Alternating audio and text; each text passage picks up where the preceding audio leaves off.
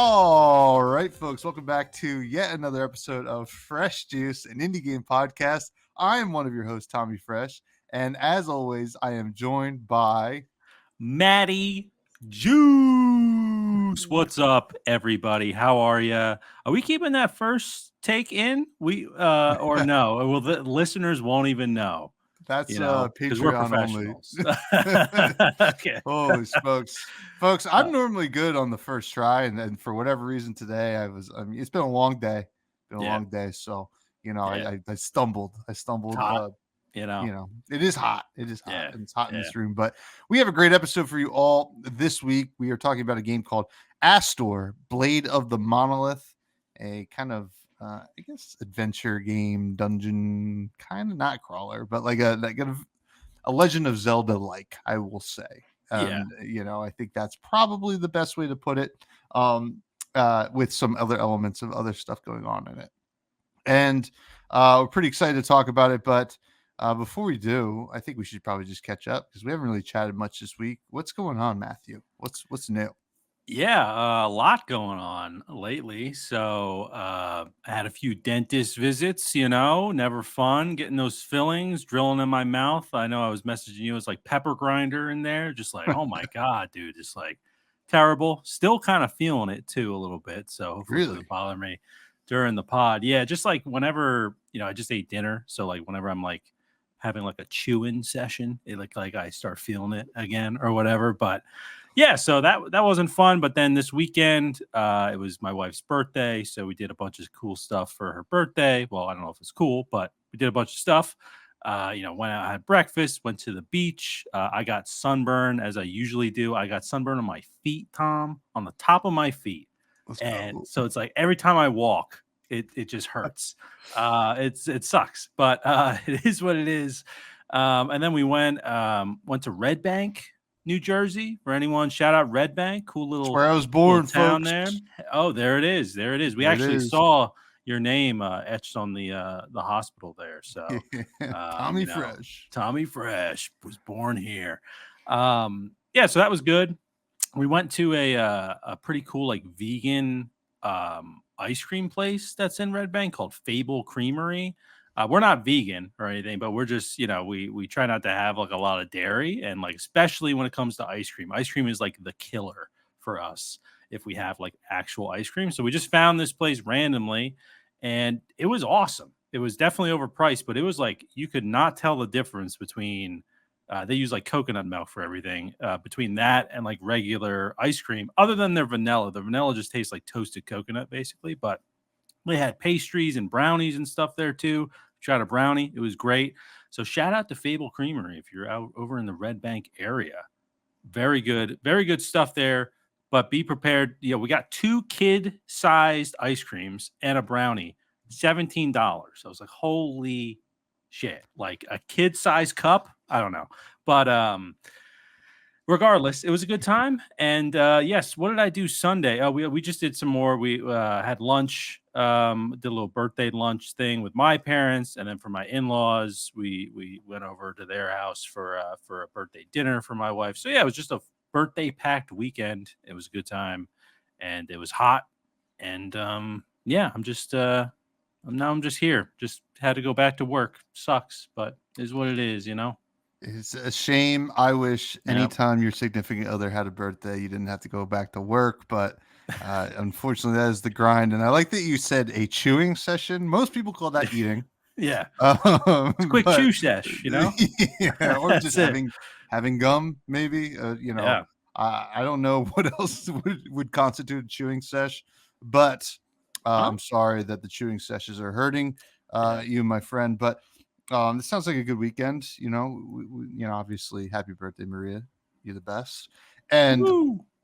for me, what did I do this weekend? I went out to dinner with some friends on Friday. We went to this like pretty cool BYO pizza, not like pizza. It's like a BYO pizza? trattoria. Bring No, pizza? BYO. Yeah, I always have to like because I work in the beer industry. I always like when I think of a restaurant, it's like does it have a liquor license or does it not? And I have to say that, or like if they don't, I'm like, oh, it's BYO. Don't worry, we brought our own booze. So um, did that, got a drink. My friend Eric, shout out Eric, and his wife, we were hanging out, and he was in a mood.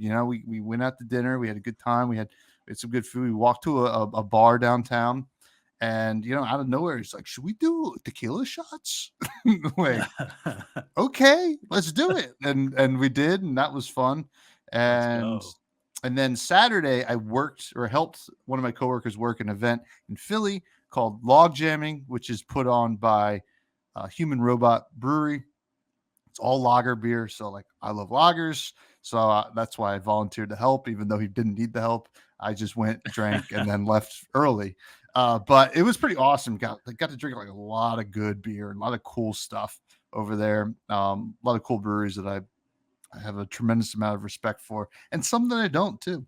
They were all there and pouring some good beer. And the highlight of all the beers I had was actually from Bird's Mouth. I got to try their Mexican dark lager, and that Nice. was actually pretty fuego, if I may say. So that was good. And then after that, came home, took a nap, and then we played some pickleball.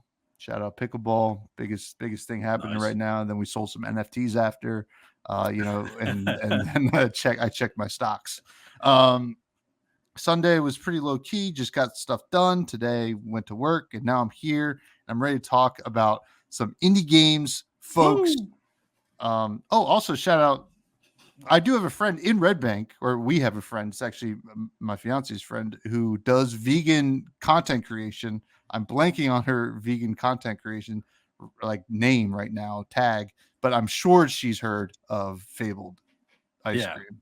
If it's vegan and in Red Bank, she doesn't live there anymore. She used to, but doesn't matter. But shout out vegan stuff. It's pretty good. Her wedding's going to be all vegan. It's going to be interesting. Oh yeah, Um, yeah. I feel like yeah, it's getting better and better. yeah.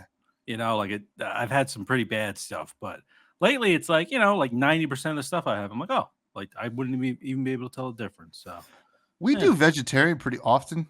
I mean, yeah, not often, but like often enough. But like it's there's always some cheese that kind of gets mixed yeah, in there. yeah, I love cheese, so it is what it is. But let's talk about some games and some news. First of all, the biggest news in the world ever is we do have a Discord called what? the Fresh Juice Discord, the Juice Heads, where you can hang out with other juice heads, talk about games, recommend games, ask listener questions, which we get to at the end of the show, and basically hang out. So it's all in the show notes if you're interested. It's open for anybody to join as well, and we love to have new people in there to chat with. Yeah. Now, Summer Game Fest. What's going on here? Yeah, so this is, a lot of people say one of the biggest weeks or weekends, I guess, in gaming. Right now that E3 isn't really a thing anymore, Summer Game Fest is kind of taken over, and it's really, the news that I have here is just a reminder. Summer Game Fest, big event, summergamefest.com. They even have links to all the other events that are happening this weekend. I'm kind of only highlighting two of them right here, but there are definitely there's probably like 10 different like gaming events that are happening between Friday and Sunday, or Friday and Monday, I believe.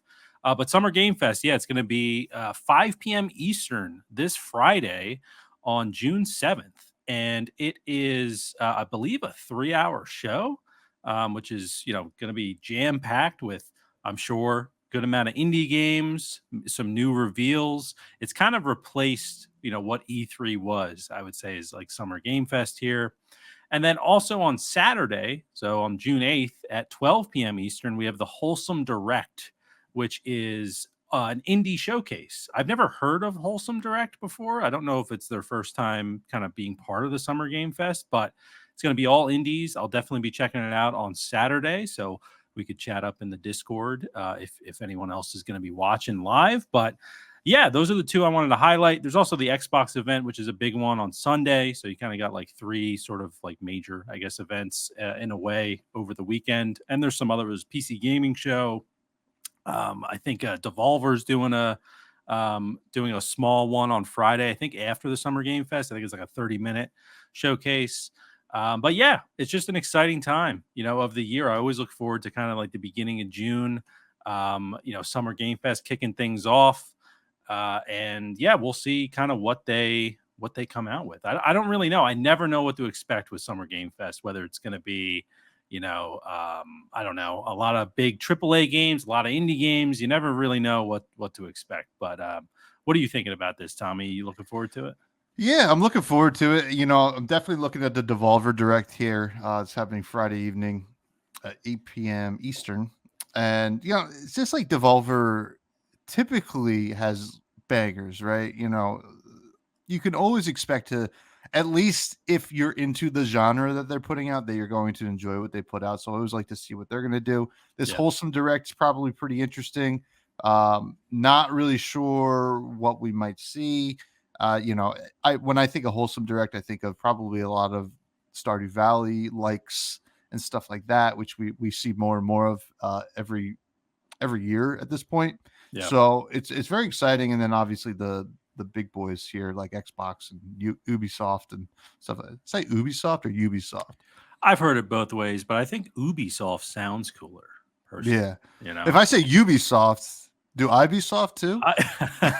Anyway, folks, that's the show. That's the show. Matt's quitting, but yeah, it looks awesome. I mean, any kind of announcements, any kind of hype is always a good time, and I'm looking forward to it. Now, yeah, I only posted one thing here in the news, and I posted it in the Discord as well. But it looks like Baltro and Wildfrost are doing a bundle right now. This is not the first bundle that Baltro's done on Steam, right? They did it with Backpack Battles, and I kind of love that Baltro's doing this because, like, I think it's a great opportunity for people to try Baltro if they were on the fence, like, oh, nice little sale, and I get another game on top of it. And Wild Frost looks like a pretty awesome deck builder as well. Definitely very in terms of the aesthetic, reminds me of Hearthstone, but certainly probably in the same vein as Slay the Spire or something like that. Maybe a little bit more placement based rather than just playing out hands. So I'll be actually checking out Wild Frost. Probably not on Steam because I already have Baltro. Or maybe I will get it on Steam. It's on the Switch and it's also on mobile as well. I looked, and so I'll see. Maybe I'll mobile game. Yeah. I'm a mobile gamer sometimes. I'm like our cousin Dan. Our cousin Dan, mobile gamer extraordinaire. But Clash of Clans Pro. Clash of Clans. Is it no Clash Royale? Clash Royale. What he's clashing. Yeah, he's clashing. Yeah, there's one thing about our cousin. He's clashing, folks. But shout out Dan if you're listening. We love you. Enjoy the tugboats. But that's it for the news. We got a game to talk about. Astor. Yes. Astor, which is from developer C2 Game Studio, published by Versus Evil and Tiny Build, and it is on Steam, Xbox, PS, and Switch.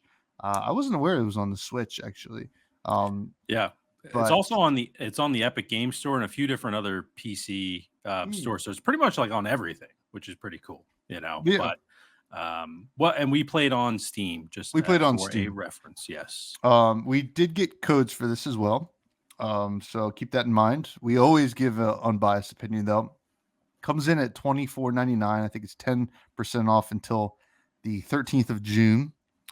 And a little description here. Rip through hordes of enemies with fury and style in this fast-paced action RPG. Play as Astor, a young warrior determined to unveil the secrets behind his creator's unforeseen demise. Wield an arsenal of runic weapons to hunt down the evil haunting the planet Gillisea and save it from impending doom. So, based on that description alone, it is going to be story-driven adventure, action RPG, probably closer to the 3D Legend of Zeldas that we've grown to love over the years, and you'll probably hear me mention Legend of Zelda quite a few times here. But I am interested in the gameplay. Tell us about it and your thoughts. Yeah, so really coming into this, I didn't really know what to expect gameplay wise, other than it was a kind of like a third person action RPG. I kind of, I know you mentioned Zelda earlier. I kind of found that this was also similar to like a very simple version of Dark Souls. And I know we've kind of talked about like Souls likes in the past, but it has like a similar system in terms of like, you got your targeting system, your heals are on your kind of the D-pad, and you also have some other stuff on the D-pad, different abilities that you can use. And one thing specifically with the gameplay, like right out of the gate, I actually found that the button layout was like not really favorable to how I like to play these kind of games. But luckily, in the settings for this game, they have a few different layouts that you can use. So option number two is actually very similar to like the Souls games. So right out of the gate, for me, if you're going to be a game that's kind of similar to those style games, I feel like that should be like the default layout anyway. Like I just found it very, very odd, some of the button placements or button layout choices. But regardless, it was a quick fix, easy, easy to change. So if anyone's looking to get into this game, I would recommend, if you've played the Souls games before, and you're kind of thinking this might be like a Souls light sort of game. Um, feel free to change that option there. But yeah, overall, I think the gameplay is, and we're showing some here courtesy of Shack News. Thank you for providing that no commentary gameplay there on YouTube that we have here. But overall, the gameplay is very simple. It's you're targeting enemies. You have a shield. You're able to use your sword. You have the blade of the monolith that you get right at the beginning of the game. And then you also do have a few different kind of special attacks that you can get unlocked throughout the game. There's also other elements like I've seen in some gameplay. Unfortunately, I didn't get to this in the game, but there's like even like a mount you can hop on, which is kind of cool. And then there's all different kinds of abilities that you can get in the game. But overall, the feel of the gameplay for me was a little bit. I just didn't feel like it was super polished, and might just be because I was comparing it to like other Souls like games that I've played, even like really indie games, right? Like I played the Last Hero of Nostalgaia, which is like a Souls like where you play as a kind of a stick figure character. It's pretty rough around the edges in some parts, but like they really nailed down the kind of pacing of like a Souls like game in terms of like the combat. And I just felt like this game, there were just certain things that I just felt were a little bit odd, specifically when it comes to the gameplay for blocking. When you actually bring up your shield to block, it's kind of this cool looking, we'll get into the art a little bit later, but it's a, cool looking kind of almost like Zelda inspired sort of shield that you pull up that just kind of comes out of nowhere. Um, or at least like kind of like Tears of the Kingdom, Breath of the Wild inspired shield that you pull up. But what I found was weird is when you're targeting enemies, this might be getting too much into the nitty gritty here, but it's just something I noticed right away. When you're targeting enemies and you bring up your shield, if you're not facing that enemy, you will get hit if that enemy's hitting you. So like that's a little bit different than like playing Zelda or playing like a Dark Souls game. Like when you're targeting an enemy and you bring up your shield, you are facing that enemy. You are circling around that enemy. Like, that is where the kind of pivot point is, the anchor point. But in this game, it works a little bit differently where you can target an enemy, but you can also just turn your character and put their back towards the enemy, which I found a little bit odd. Maybe there's a gameplay reason for that. Like, maybe you get some sort of abilities later in the game and that starts to make more sense. But like, at least, in the time that I played the game, I didn't really find that was like well done. Like it just seemed a little janky to me overall. I was getting a little frustrated with it. I'm like, I'm blocking. And then I started realizing that my character wasn't actually facing the enemy. So that was one thing that kind of bothered me a bit. Another thing too that I just thought was a little bit of an odd choice was that when you're like kind of running, like a big part of like games like this is when you're running, you want to look around your character because you don't know what's about to attack you. You want to maybe just look at the landscape that you have, or that the game is providing you because it might look nice. This game does this kind of weird thing, and again, maybe I'm nitpicking here, but like when you're running and you kind of like change your camera angle, maybe you want to like look at something or something caught your eye as you're kind of running by. The game will always kind of pull your camera back to like the front of your character. And that kind of got on my nerves again a little bit. I was just like, I want to play this like a Souls like. Maybe that's my fault for coming into it thinking it would be kind of like that. But just from I'm just really was getting those vibes. So like I kind of have like a little checklist in my head of like, all right, these sort of things need to happen for this to be a successful sort of Souls like game. And it was just kind of missing the mark on a few of those things. The gameplay is also super linear. You know, we'll talk about the story as well, but they don't really, at least from what I played, they don't allow you to explore a ton in the game. From what you're seeing, they kind of keep you on that linear path there, which you know I get that for especially like an indie game. You know, that's a lot of extra development work if you're going to be doing more of that open world kind of style. But the game does kind of from the visual aspect, make you think that you can go to like all these different places. You can kind of explore everywhere, but there's a lot of invisible walls that pop up. And honestly, yeah, it was just the gameplay was just okay. Like if I had to sum up everything, it was okay. You know, it had some cool things going for it, but overall, I just felt like I wasn't really getting a super polished experience. Not sure if you felt the same way, Tommy, but that's what I'm feeling. Yeah, so it's kind of interesting. I think we both approach this game with different mindsets. I mean, I didn't know what to expect, but when I started playing, I was and for other reasons beyond the gameplay we'll get to, I was thinking Breath of the Wild here, right? I was like, okay. I mean, obviously there are some influences here, you know, not totally. There's no sword breaking system or weapon breaking system or anything like that, but it just in terms of like running around and like kind of like I agree, it felt very like actually like very choppy, and the camera work was pretty brutal, to be honest. And I agree, I like to look around when I'm running. I like a little bit more control over the camera.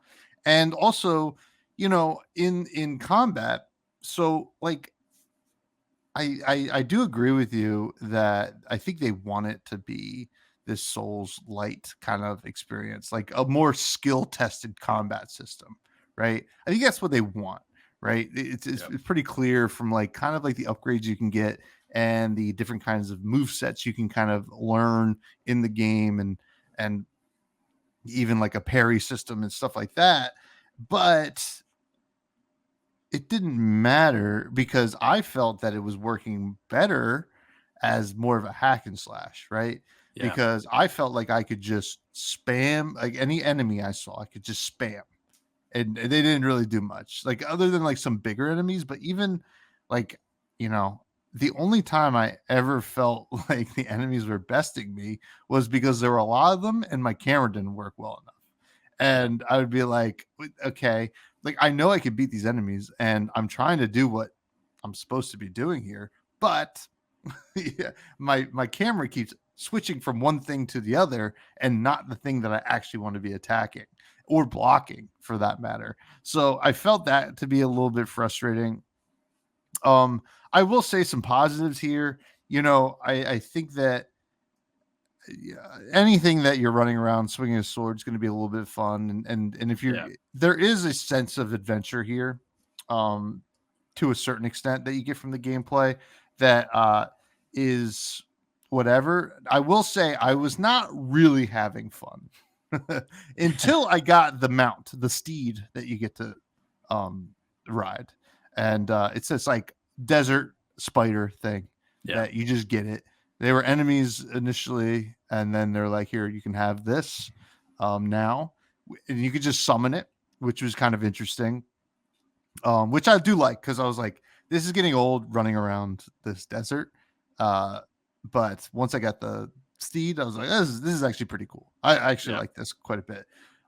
Some interesting stuff here, and if you're watching the gameplay or whatever, is you have um your D-pad does different things, right? So if you press up, you have your healing crystal. Basically, you have to get X amount of healing dust or whatever to fill up your crystal, and you can use it to do like a one-time heal, and then you got to refill it.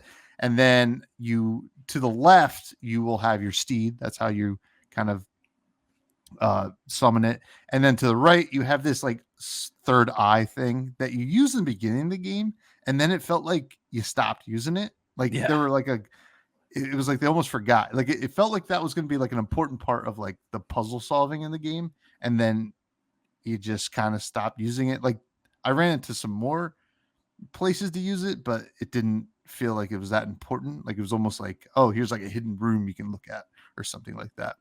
And then the most interesting thing to me was the down on the D-pad was this guiding ball of light. So Yep. you mentioned that you kind of want to explore, or at least the game leads you to want to explore. And I guess you can to a certain point, but for whatever reason, you have this ball of light that will guide you to the next place you're supposed to go that you can use unlimited, right? And I thought it was like a cool option if there was more exploration, right? Yeah. Right? Like there have been times in like other games, open world games, like almost like even Breath or Tears of the Kingdom, mostly because that was the one that I felt like was so massive that it felt a little bit overwhelming to kind of explore. I like that as an option, but in this game, you don't really have that much exploration. So basically, I was like, all right, I'm just keep spamming the down pad here to go to my next point in the story. Hmm. So I don't know. It's a cool idea. I would like to see it used maybe in other ways in other games, but it wasn't. Um, I don't think it was used to its full capacity in this game per se. It felt more just like a crutch that I would just lean on because I was like, I just want to get to the next place. I'm in this like weird open world that has nothing to explore, but I need to know which direction to go. Yeah.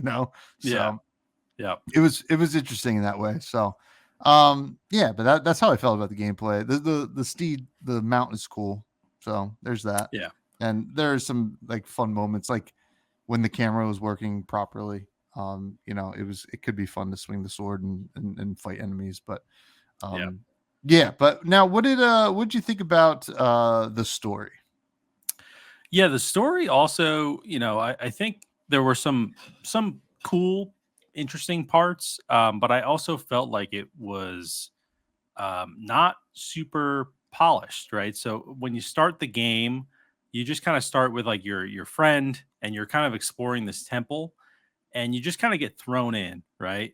And there's like these cut scenes that I feel like they're oddly timed. They don't really show like a lot of emotion, or your characters are wearing masks, so I guess it's hard to convey like facial emotion, but it just kind of felt like I don't know, like yeah, like the cutscenes were not like finished yet. I guess so there's definitely moments like in the beginning where like I would expect there to be like a lot of suspense, right? Like you like fall down like this area, in a temple, you kind of fall through something that you weren't expecting to really kind of fall through, and I just felt like that like there wasn't a lot like even on the audio side, and just like the overall kind of vibe of the story like didn't provide a lot of like suspense or like excitement for like something like that just happened. And I also felt like, there are, uh, I don't know, there's this like concept in the game. I think that like there's a lot of mystery, right? Like you don't know a lot, I guess, about like what you're about to uncover in the world. And like right in the beginning of the game, you find this place called Crystal Haven, which you use that ability that you mentioned, Tom, that you kind of like just really kind of use in the beginning. You use it to find this place. And basically, this place that I guess had been like, a mystery for such a long time of whether it existed or not, it was basically just behind some rocks, and there was like a cave, and you just kind of walk in, and like the area is cool. You have all these other similar, I forget what the creatures are, or what your kind of race is, or whatever it might be, but there's a bunch of like similar looking people to you in that world, or in that kind of town area. But I just thought it was like it could have been such a cooler moment, or maybe if they even just put it a little bit later into the game and it wasn't something I like had to do in the beginning. I just kind of felt like, oh, that was all I had to do to find this place. It was like I just found this weird ability in this temple, and then basically this place was just behind some rocks, which we probably could have crawled around. to get into the town. So I just kind of thought that was like weird. Like in the beginning, it didn't really establish itself well for me with the story of like really showing the weight of everything that was going on. It just kind of felt like I was going through the motions. And just another thing also about the stories, I just kind of felt, at least in the beginning, there's just too many cutscenes. Like I felt like every time I like walked like 20 feet, it was like bringing me to another cutscene to like show me something. Or like if I turned a corner, it'd be like it would show me another cutscene. And I'm just like, I think there's other ways to do like storytelling other than like stopping the player and then showing them something. Like you can just have it be like audio cues, right? There's kind of a narrator in the game. I felt like maybe they could have relied on the narrator a little bit more to be like, hey, and Astor turned the corner and like saw, whatever. I saw a huge enemy, whatever it is. But instead, like they'll like stop you, they'll zoom in the camera to like whatever you're supposed to be focusing on, and they'll zoom back. There's not really like a lot of dialogue. Sometimes there is.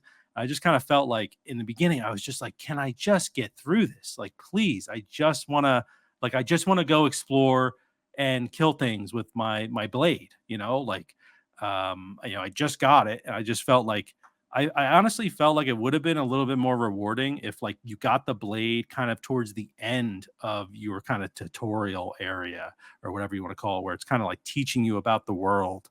I feel like that would have been maybe a little bit more rewarding because in the beginning of the game when you're kind of learning everything, sure you're okay with things taking a little bit longer because they're trying to explain the world, the atmosphere to you, why you're doing these things that you're about to do. But when I get a sword, I want to go use the sword a ton, right? Like when I get the Master Sword in Zelda, it's not giving me 10 minutes of cutscenes, right? About Hyrule or anything. It's like, oh, now you can like go ahead and mess some shit up, like go for it. So I just like the story also kind of bothered me in that sense. I do think there's like the characters are interesting. There's kind of like the dialogue boxes that pop up, very similar to Zelda. I thought the dialogue was like pretty solid overall. There's like some funny moments. There's some interesting moments. And yeah, the dialogue felt very Zelda like to me, which I was fine with. Like I thought they did all right with that. Just really everything else around it, I was just like, oh man, like it just didn't feel super polished to me. And it just ended up kind of frustrating me in a similar way that the gameplay did. So that's what I'm feeling. Yeah, so I'm going to start with the positive here, because the story is what really stood out to me as something I wanted to talk about first. Positive is I think they build a pretty cool world here, and that kind of ties into the visuals, but like, Yeah. the character design's pretty interesting. It has a very Hyrule-esque feel to the characters, especially in the later editions of Legend of Zelda, and that's not a bad thing. I think that's totally fine. I don't think they're stealing anything here, but you know, they do build a really cool world. I love the underground city, the Crystal Haven. I think we should have more underground cities in video games in general. I think that's just a cool concept. Um, and I think that's where the positives stop, to be honest. So I was just kind of groaning the whole time I was going through the story because it's just, oh, here's a trope, here's a trope, Hmm. here's a trope. This is like the most cookie cutter story I've ever heard in a fantasy kind of adventure game I've ever seen. You're the chosen. Why am I the chosen? No, because we want you to have the sword and attack it. Um, here's you're with a friend, and then some other guy wants to come up and join you, and then the friend's just like, I'll just stay with this guy. It's just like, what is this? None of Yeah. this makes sense. You Yeah. mentioned you can get to the place just by going through some rocks. None of that made sense either. There is no real wonder here, I think. Like, Yeah. they just really didn't build any kind of wonder. Like, I think that underground city could have had like a really big, cool reveal, and it just didn't land. I think you should have been playing longer, first of all, before you get there, because you get there pretty quick within like Yeah. 15 minutes. And there are too many cutscenes, and they don't really serve a lot of purpose other than to explain you the game, and that's totally normal, I think. But it didn't really give you anything, and then you have this one character who's the child of like the chieftain of the haven, that's just like, I'm going rogue, but there's going to be no consequences here whatsoever. Go out into the world and do this thing because because I said so. It just didn't feel like, and like none of it made sense to me. Just like, why are they just so okay with it? Like, why are you just the chosen? Why is there this typical oh, what do they call it? It's not a red herring. The MacGuffin. Is that what Yeah. it's called? Yeah. Sure. Was there's like Sounds good. the I think that might be wrong. Obviously, I'm not writing these games, but like this MacGuffin, like a thing, like the One Ring in Lord of the Rings, like it's the one thing that it's all based upon. Like Yeah. this kind of sword and this talent that this chosen has is kind of like this whole thing that doesn't make sense, and it just, I thought it would be a little bit better from like a more story driven game that it wants to be. There's no real narrative here. The dialogue is fine, but it also feels like there's no lack. There's a severe lack of like real narrative, right? Yeah. It's just you're going from one thing to the other and talking. It's just task to task, the game. Yeah. That's just what it felt like. And even like when there's one kind of like quest, right? They give you quests, you gotta complete them, or mini quest, where it's like, go talk to the villagers of this village or whatever. And 50% of the NPCs walking around you can't even talk to. They won't even like, you can't click talk to them. Like, at least let you interact with them, and they'll be like, nah, don't talk to me or something like that. Yeah. It's just such a small thing. So yeah, I had some severe issues with the story because it just felt like it was just so cookie cutter and just like so bland, and it didn't match this kind of world they kind of built, which I, was giving its flowers to a little bit there at the beginning, Yeah. because I was like, there is some cool stuff here to be had, but it just totally lacks any substance. Yeah, So, it kind of felt like when you started the game, you were like in the middle of the story, yeah, basically. Like it didn't really like build up to anything. You were just they kind of left it up to the player to try to figure out like what the game should be telling you, basically. So yeah, definitely odd in that sense. But yeah, you mentioned the world, and I think that also, the way the art is, just talking about the art, that I think is also why I kind of was disappointed with the story, because looking at the art, I'm just like, oh, this is gonna have a lot of mystery. The puzzles are gonna be really cool. Like I can't wait to kind of unfold this universe, because the art is a real strong point. I think it's the strongest point in the game for me. It's kind of this weird, abstract, sort of, almost like I don't know. It's like minimal, kind of clean, almost like reminded me of like No Man's Sky a little bit. It definitely has like the Zelda vibes as well. And yeah, I just thought it was like the environment design was fantastic. The character design, like you mentioned, was really great. You kind of have this like contrast of like these things that are like pretty like neon looking. Excuse me. Geez, I'm burping here. Kind of neon looking, and then you kind of have like these like toned down sort of colors, very similar to like the blade that's kind of on your back. So I thought that was great. You kind of have a lot of like rune stone sort of feel, like with your special abilities. You kind of have like these like runes that come up and help you kind of deal extra damage, which was nice.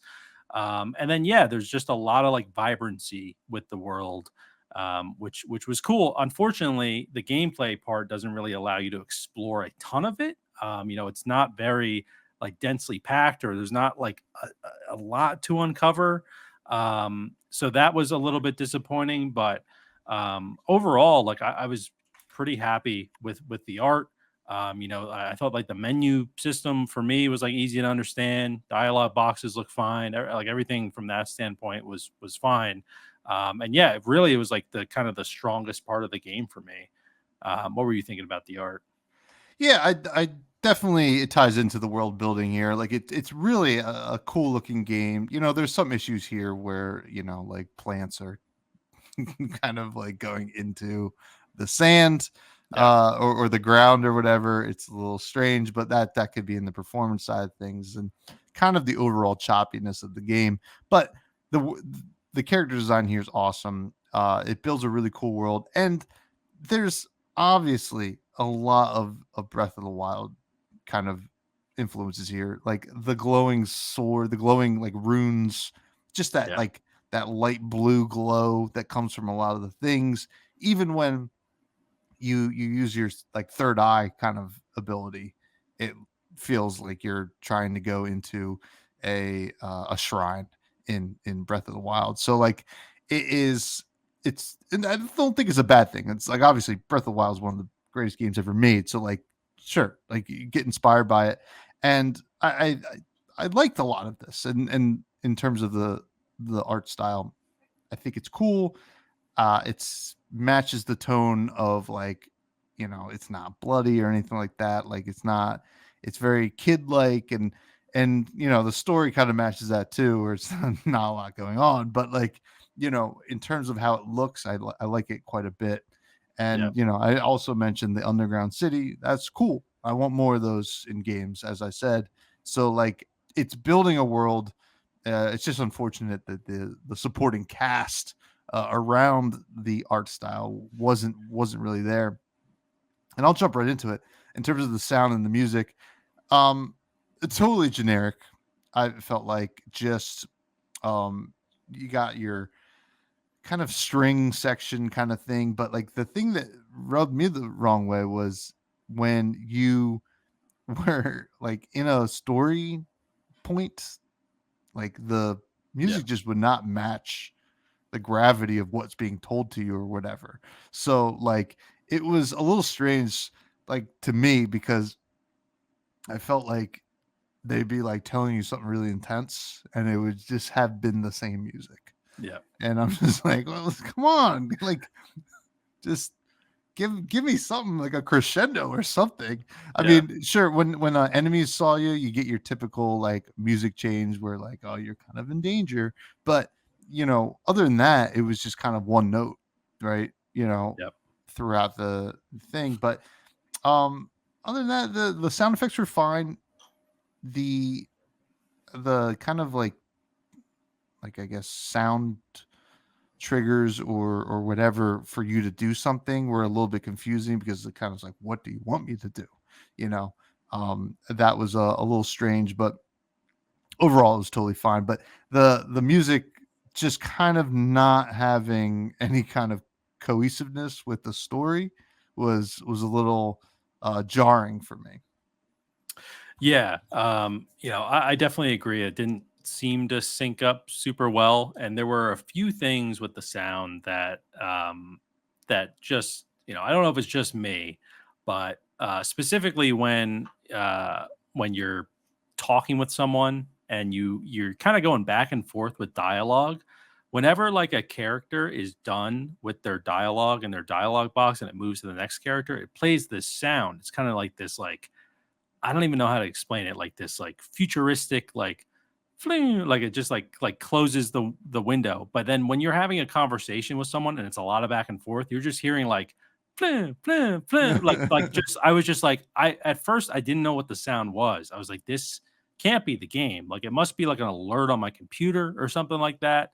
But no, it was the game. So I just think that like that's not even like needed. Like I don't need to have a sound when like my dialogue is done and it moves to someone else. Maybe at the end of the entire conversation, there could be like a little sound to let you know that you're done with that conversation, I guess. But that was something that was a little bit annoying on the sound side of things. And then something else that started to get on my nerves. I feel like this whole review, I've just been like, it's been like pet peeves of mine. I'm just like, this annoys me. But with the sound, when you're running on sand, all right, there's a lot of sand in the game.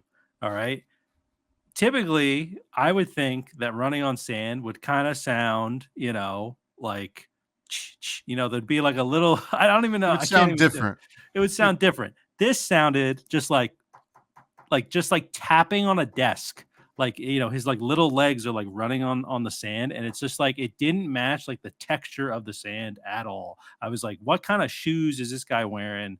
For it to sound like that. And it would happen, they do a decent job of like when you switch kind of textures that you're walking on, it changes the sound, like they do in a lot of games. You're walking on metal, it sounds like metal. Walking on stone, it sounds like stone. For whatever reason in this game, when you're walking on sand, it does not sound to me like you're walking on sand. It's not a huge deal, but for if you're going to be running a lot on sand, I don't know about the mount. I mean, if it happens with the mount and that thing's a spider, you might be hearing it like 8 times or whatever it is, 4 times as many times. But I just that just bothered me, like just to my core. I was just like, it's hard for me to want to explore in this game, even though they don't really let you explore a ton. So yeah, the sound also for me didn't really bring it home. Like you said, generic most of the time.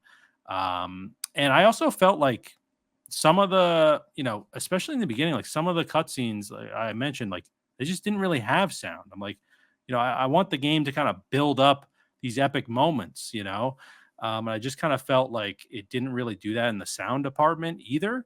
Obviously it didn't really do it in like the story department, for I think for us, but from the sound department, that's definitely something that you want happening pretty often in a game like this, that you're going to be exploring and discovering things.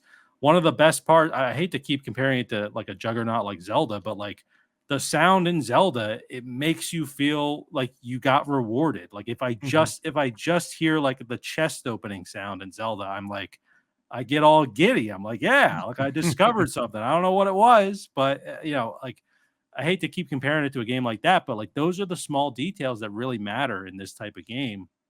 And doesn't need to be at that level of Zelda, but I just feel like it could be a lot closer to it than it currently is.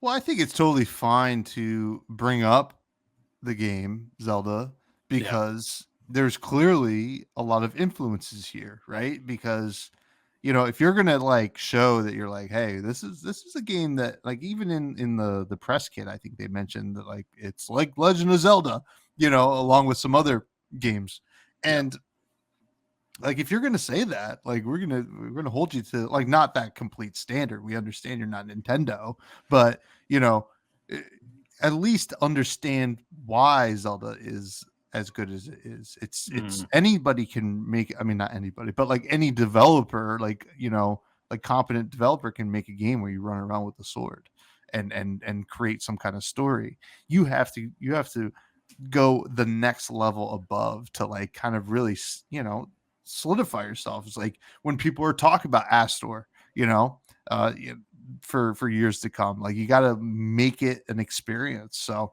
I think yeah. that's a totally fair thing to do. But it is funny you mentioned the sand running thing because I noticed it too. But in my head, I was just like, "Damn, some hard sand." Yeah. Yeah, I mean, it could be that too. Maybe that, where they are, just hard sand. That could be it. I don't know. Maybe it was in the lore and I missed it. Yeah, yeah, it was just rain. This is some hard sand. Now, finally, performance, and this is something we kind of hinted at throughout the game, throughout the review here, is that I found it to be very, very choppy and not polished, and a lot of glitches and a lot of issues.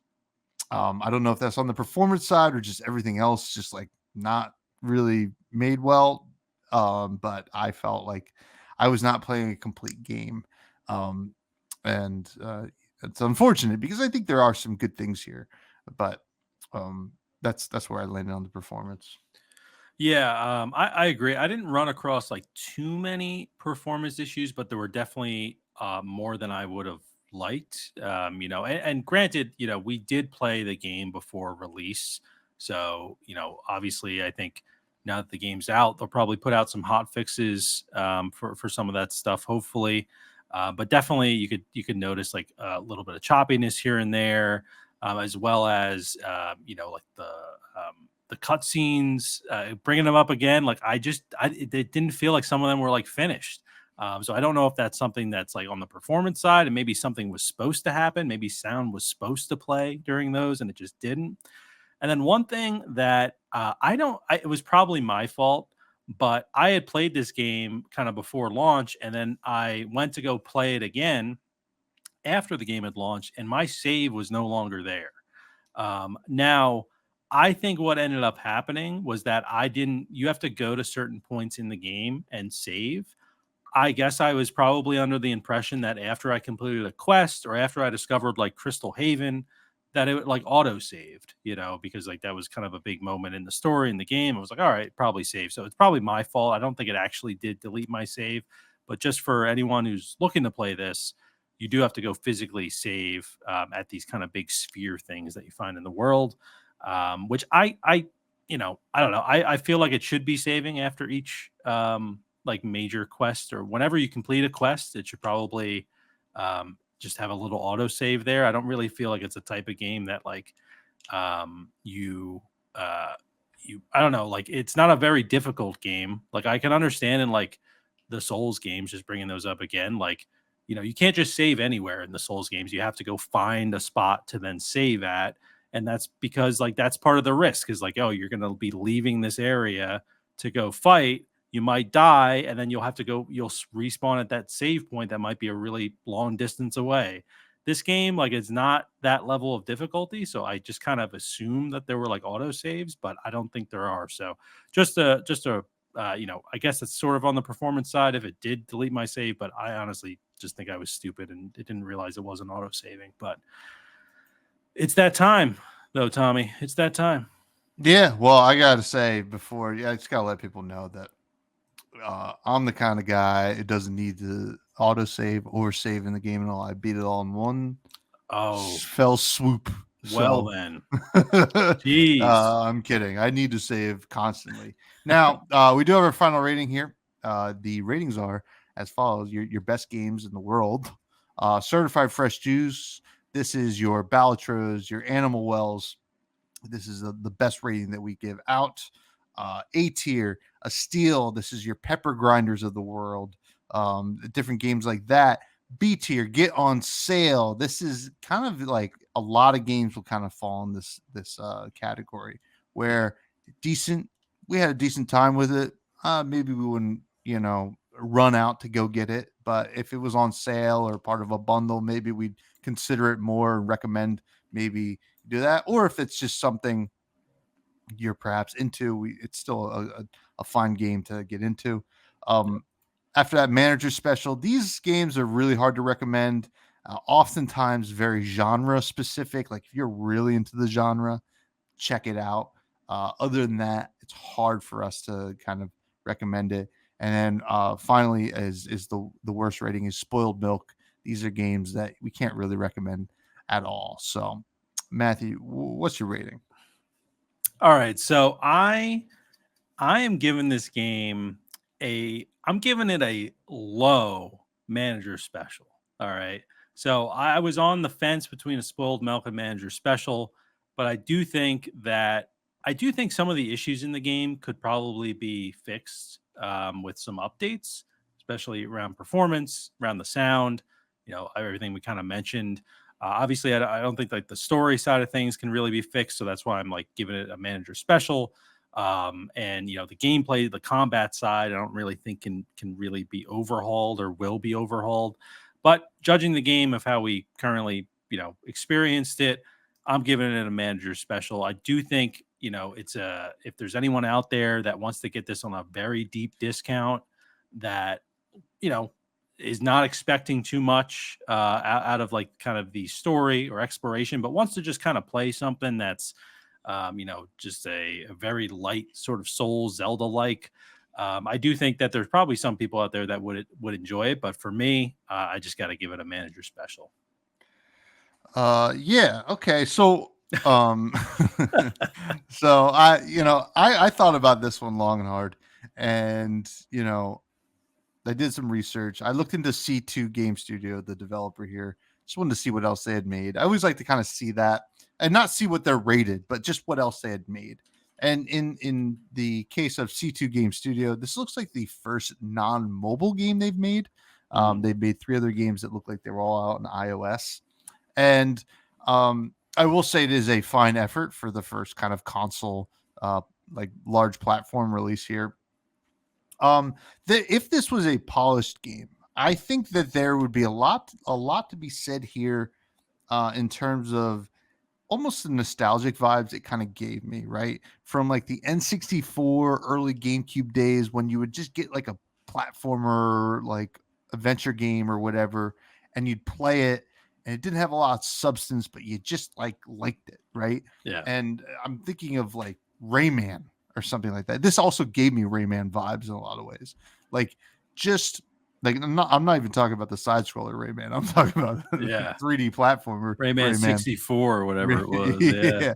Yeah. And like that game did not have a lot of substance. If we went back and now and like played it for the first time, I think we would be like, I don't know about this one. But I look back on that game with a lot of fond memories.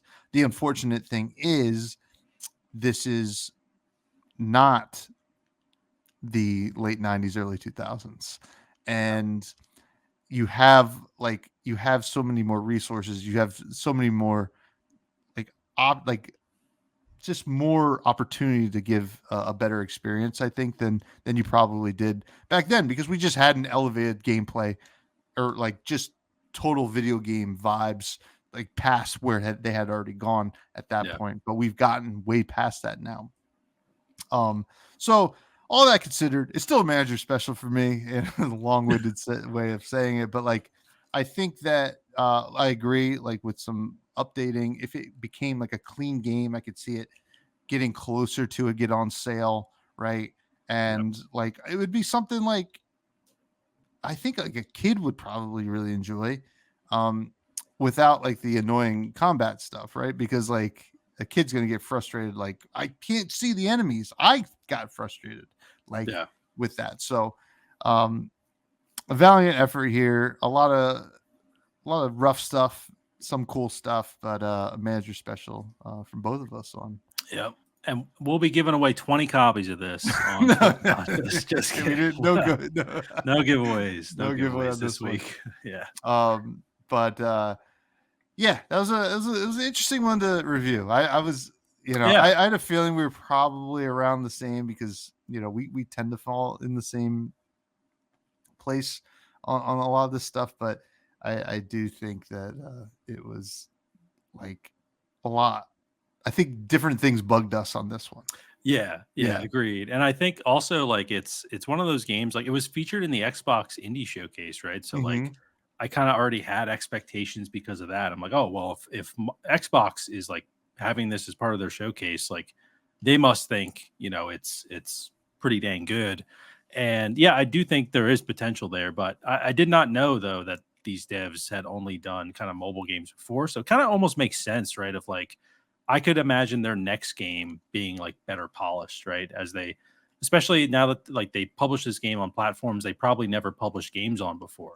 I would imagine, or at least I don't know if the publisher, well, Versus Evil and Tiny Build have definitely published all over the place. But as far as the developers, developing games for those platforms, it's a challenge in itself. So definitely, hope that they fix some of these issues we talked about. But that's just where we land on it, folks. We're always honest. We're a bunch of honest folks over here at the Fresh Juice Podcast. Now, it is the first episode of June, so let's talk about, just quickly, let's shout out the best game that happened that we reviewed in May. The best game that happened, but I'm gonna just go ahead and say it was Animal Wealth. Oh, okay. I was gonna say let's do it. A count of three. Count of three. 3, 2, 1. Dungeon Animal Monster. Oh, Animal Well. Yeah. No, definitely Animal Well. Yeah. For me, that was a banger game. Yeah. But it didn't have that much stiff competition, I don't think, last month. But should be interesting to see what June brings us. We have Haunty next week. It should be interesting. Love the art style on it. So like, I already know that's going to be firing on all cylinders for me. It's just a matter of everything else, if it's going to fall into place. Now, we do have listener questions. You can submit these on the Fresh Juice Discord, which is open for anybody to join. It's the best place in the world to hang out ever. And I swear, I guarantee it. Anyway, He's guaranteeing it, folks. He's guaranteeing it. Well, why isn't it on the box? Anyway, K Moore asks, what are some games in early access at the moment that you would like to review once they release fully? It's kind of funny how it's written here is, what are some games in EA ATM that you would like to review once they release fully? And at first, I will be honest, I read it as, what are some games in what's EA stand for? The EA Electronic game. Arts. Yeah. Like, what are some games in Electronic Arts ass to mouth that you would like to review once they release fully? But that is not what the question is. You should answer that one, though. That doesn't even make sense. uh, but what are some games in early access you'd like to review once they release fully? Yeah, so actually a game that we're probably going to review in early access, but I would love to revisit it after it's out, is Questmaster. Awesome game that we've talked about before of it's kind of a old school dungeon builder, Zelda dungeon builder kind of game where you can play the communities games and build your own dungeons. So that just released in early access that I definitely, want to check out sooner than later, but we'll kind of see how that goes. And another game I wrote down here as well is one I've never played before. I've had some friends recommend it. It's been in early access, and it's actually coming out of early access at the end of June or in July. It's like pretty soon. Is Core Keeper. For anyone, I don't know if you've played it, Tommy, but it's always been a game that I've been interested in. It's been on my wish list, just never picked it up. But I think it going into 1.0, I'll at least want to play it. I don't know if we'll review it on the show, but it just always kind of has piqued my interest. So yeah, those would be the two. Yeah, I've had that one on my radar for quite some time. I mean, the biggest one here that I am looking at is honestly Hades 2. Yeah. I'm just excited to play that anyway. So I don't know. Like, it's hard to say. Core Keeper is definitely another one.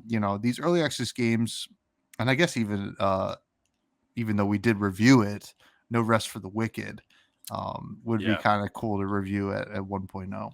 So, and then certainly 33 Immortals, even though we played the beta, I'm sure it will be at early access and then going forward. And then I guess keep going. Prince of Persia Rogue or the Rogue Prince of Persia. Yeah. That would be cool to review in 1.0. So thank you for the question, K Moore.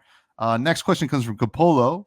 What game would you want to replay for the first time again? Wipe your memory about playing the game, experience for the first time again. Yeah, so for this one, I feel like I probably answered this before, but I feel like every time I answer this question, it's like different stuff. So I wrote down a few things here. There's kind of two huge games that like I would love to just replay again. One of them is Elden Ring. The other one's Breath of the Wild. Similar kind of games, but I just had such an amazing experience, especially for Breath of the Wild, because it was like so different than the other Zelda games. I just remember that like consuming my life. I think it came out when the Switch came out, right? It was a launch title. So I literally got the Switch and the game like in the mail that day that it came out. And I just did that all day. It was amazing. But if I had to choose like an indie, I just threw an indie in here as well. No Man's Sky. That was a game I played like 14 hours on the first day, even though it wasn't in like the best state, that especially the state that it's in now, where it's really just like feature packed. But that game, I just was like obsessed with. Like when it came out, it just checked off a ton of boxes for me. So yeah, I guess those three games, clearly games where you can definitely sink a ton of time into. I would just like to sink a ton of time into them again, but not know what was coming, I guess, Yeah, I mean, this was an interesting question because I picked two games. One game that I feel like for me has had a ton of replayability over the years. It would be cool to just do it for the first time, not remember anything, and just do it. But like I still enjoy replaying it, so it's like, whatever. But that's Ocarina of Time. That sense of adventure that we were looking for in this game that we reviewed this week was so immense and just so cool, and so much mystery, and just like the world building was so cool. It's like the first time I felt that playing a video game. That Yeah. was an awesome experience. But in terms of a game that I don't want to say this game's not bad. I think this game's absolutely excellent. But to me, it doesn't have a lot of replayability because you play through the story and you're like, wow, that was really good, and that was a lot of fun. Um, Excellent game. Don't really need to play it again. It's Celeste. We've talked about before, which is like just such a good first playthrough, and you just like you get the really good story with this awesome, you know, what do they call it? Like what do they refer to in Archaeo Gem? Like the type of game, Precise precision platformer. precision, yeah, precision Yeah, platforming. I knew it yeah, was platforming, but and that game was just such a gem to play. Like, just through and through. And like, yeah. I don't know if I'd want to play it again. I mean, at this point, maybe I forget a lot of what happened. So like, I think I could, but like to do it for the first time and not remember it would be, I think, pretty special. And That's a game that I need to play still. So yes, you do. I can play it for the first time. Actually, we were just looking at the Nintendo eShop because Maria got like a $50 Switch gift card for her birthday. And I was looking at the shop and I was like, Celeste is $5, Maria. This is That's on sale, $5. So that's maybe I'll pretty pick good. it up and play it soon. We'll see. But definitely one I want to get through the story of because I've just heard amazing things. Yeah, it's definitely would be featured in the what was it, the wholesome game Yeah. expo or whatever. And then here's a new segment, folks. Bonus question from Capolo. Oh, Oh, he sent 2 questions. Thank you, yeah. Capolo. Who asked if you were to add a new Joker tarot deck or add a new Joker tarot or deck into Balatro, what would it be? Yeah, so I just wrote down like the first thing that popped in my head. I don't know if it already exists because you've played a lot more Balatro than I have, but I don't think it does. A new tarot card would be choose a card, and then every time this card is drawn, you gain malt or chips or something. So it's based on like actually drawing that card. I Oh, don't know like if a there's Joker, not but tarot. well, no, it would be a tarot, and then you would choose a card that's in your deck. Oh, Like you could choose like the 10 of clubs, right? And every time you draw that card, it would like yeah. buff that card basically. And then you could build a whole deck of those. Eventually, I'm sure someone could figure that out. So I don't know if that exists, of like having No, an effect like that on a card. But yeah, I that's don't just think kind of there's what I was any thinking. draw effects. I think that's like probably a big untapped, Untapped market. untapped Yeah, market for Balatro. I was thinking about this one, and I want this would be a challenge, right? Where like because they have the challenge decks basically where they do all these different things. This would be a new challenge where every single card in your deck is a 2 of like an even split of the suits. yeah, You only have one Joker, or only one Joker slot and one consumable slot. And I think that would make for interesting kind of gameplay because you can go like the 5 of a kind route with 2s, but yeah, you gotta get a Joker that's really gonna help you get to the distance in the later um like blinds because yeah, once you start hitting like tough bosses, and then you also need like the voucher that helps you re-roll bosses because like it might say like you can't play this or that or whatever. I think that would be kind of a fun challenge to do. But thank yeah. you for the bonus question, Capolo. I even think like it could be interesting because I know you can kind of share decks, right? Because you can share like seeds, Mm-hmm. but it would be interesting if you could like download like a mode, right? Like a deck that had like, oh, you can only have one Joker and one what do they call the effect card or whatever it is. Mm-hmm. Like it would be cool if you can control like those rules that are attached to the deck so that you could create that in Balatro and then share it with people in like the community. That would be awesome That would too. be really sweet. Yeah. Like here's 5, or like even here's your starting 5 Jokers. They're all eternal, so you can't sell them or destroy Yeah. them. And like, sure, you can get negative jokers later in the game, but like, you have to win with these 5 jokers. Yeah. That'd be kind of cool. Yeah. Endless possibilities for Balatro. It's good for years to come. It's going to be a totally different game in like a year. I You know, bet. we're going to boot it up. Yeah, it's going to be awesome. Final question, and arguably maybe the most important. It comes from rcarp11, who asked, top 5 hot dog toppings. Whew. So I guess if I have to do this in order, I mean, number one, I love. So it's like a combination. I like sauerkraut and like spicy mustard is like I love on hot dogs. So that's probably like number one. I guess I'll Both just together. you both together. I guess I would just say sauerkraut then would be like number one. Love me Sure. some sauerkraut. Good for the gut, you know, all that stuff.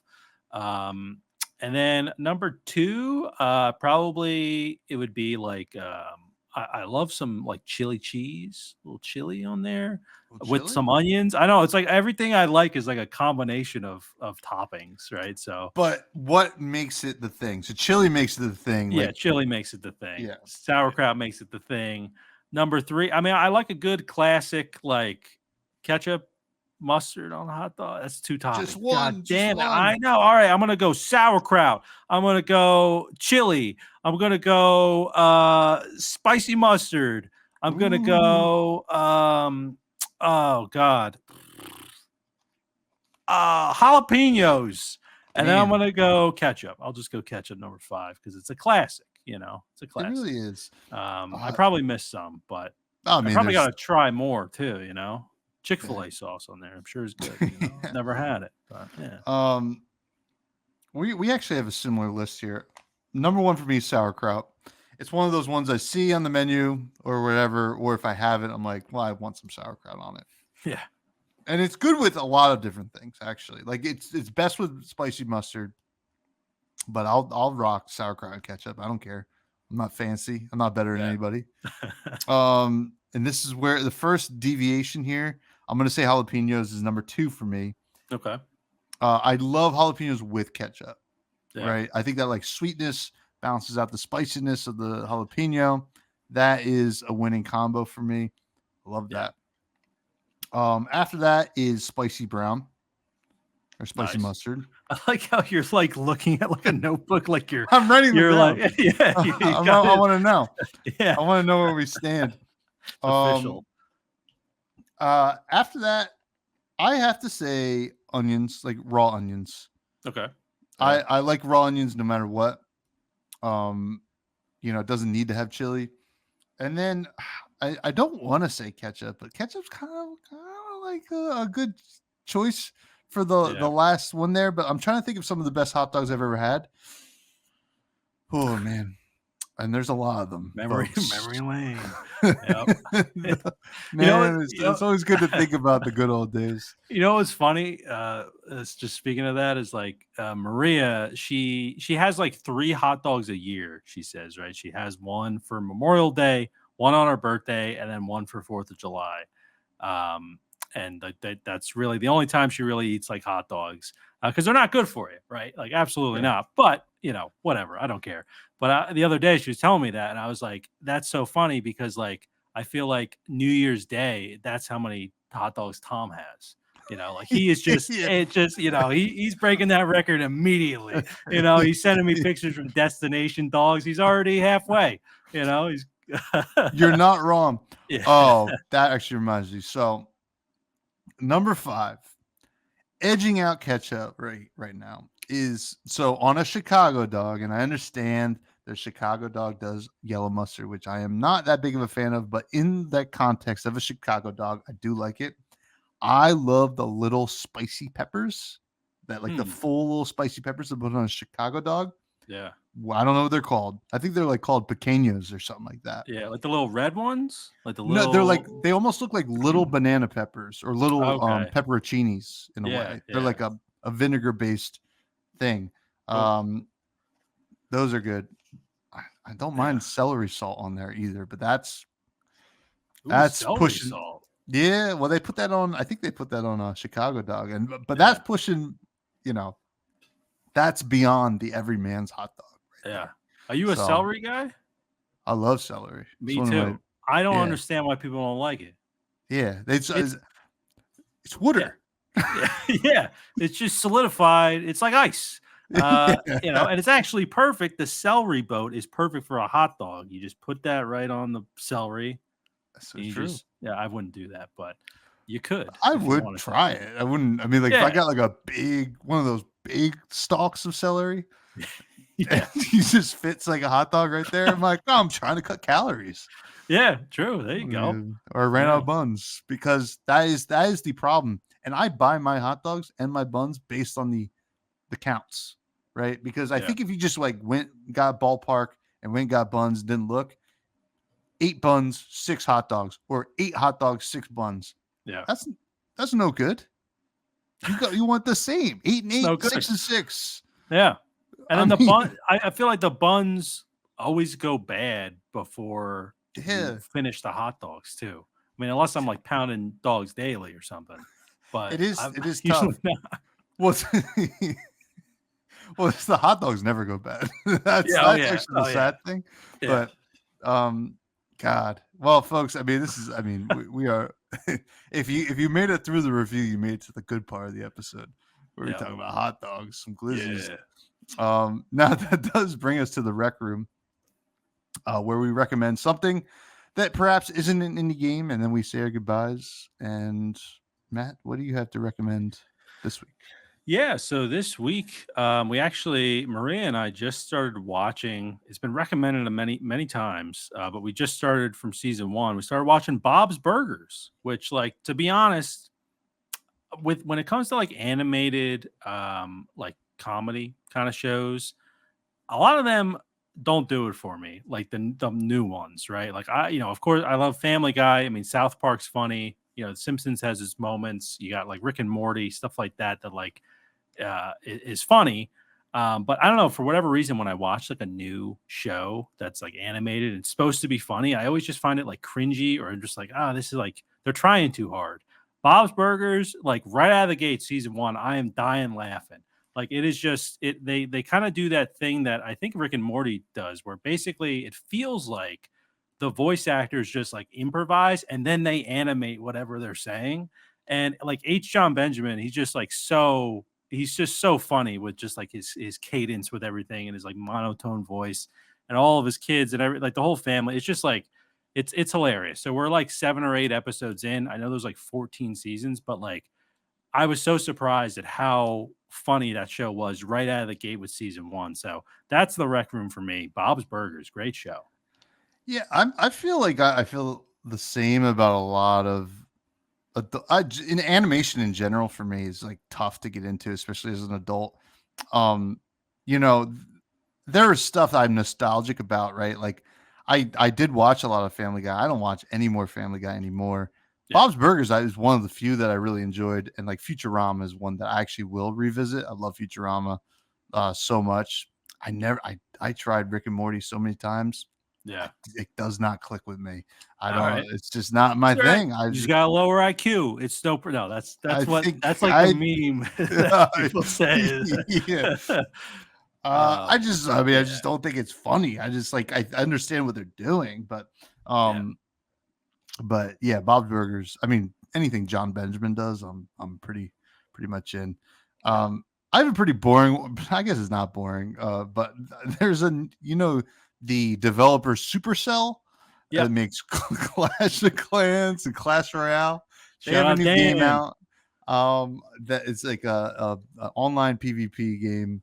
It's kind of fun. I've been playing. It's called Squad Busters. You might see Chris Hemsworth doing the ad for it right now. Yeah, I just Uh, saw that actually. That's why I'm like, I've heard of it. I just looked it up and I was like, yeah, I've seen this ad. I saw it today with him. yeah, it's you run around and you like collect loot and then you like unlock more characters to add to your team, and you gotta be the last one standing, get a bunch of gems and stuff like that. It's actually pretty addicting and pretty fun, but they're pretty good at what they're doing. They know how to get you going in Yeah. in that sphere. So Squad Busters. And then also, you know what? There's another one that's not as boring, but go on to uh, YouTube and search Todd Glass Jay Leno's Cars. It's from an album he did with another comedian where he basically had left him voicemails for like 10 years. And there's one of the voicemails where he just does a Jay Leno impression for like 5 minutes. And I don't know. It just gives me so much joy. He's just, Is it? yeah, Yeah, we listened to that. yeah, yeah. All right. Yeah. Yeah. 1975. Flippy Yeah. flipper. Yeah. Yeah. Yeah. It's a horsey horse. That's a horse, Jay. Yeah. Oh, that's great. Oh man. Every time I re-listen to that, just wonderful. They took it off Spotify for whatever reason, but it's on YouTube. But that's gonna do it for the show, folks. I am still one of your hosts, Tommy Fresh, and we are Fresh Juice. I am no longer Matty Juice. All right. At the end of the episode. You can find me on Twitter at Fresh Buds Pod. I have another podcast called Fresh and Buds, where I talk about Flesh and Blood, the indie trading card game out of New Zealand. Freaking awesome game. I'm excited to go to Nats in 2 weeks in Minneapolis. Very cool. And we can continue to find all of our stuff on at Fresh Juice Pod on all socials. Matt, where can they find you? Holy smokes. They can find me somewhere. Now at Matty Gorm on all of the socials, GORM. Haven't really been doing too much, just been so busy with everything. Haven't been doing too much on the Twitch side of things, but who knows? Hopefully this week I will be, but definitely active in the Discord, folks. So make sure you hop in that Juiceheads Discord, recommend some games, send some listener questions, and excited for Haunty next week. Haunty, stay fresh, you Juiceheads.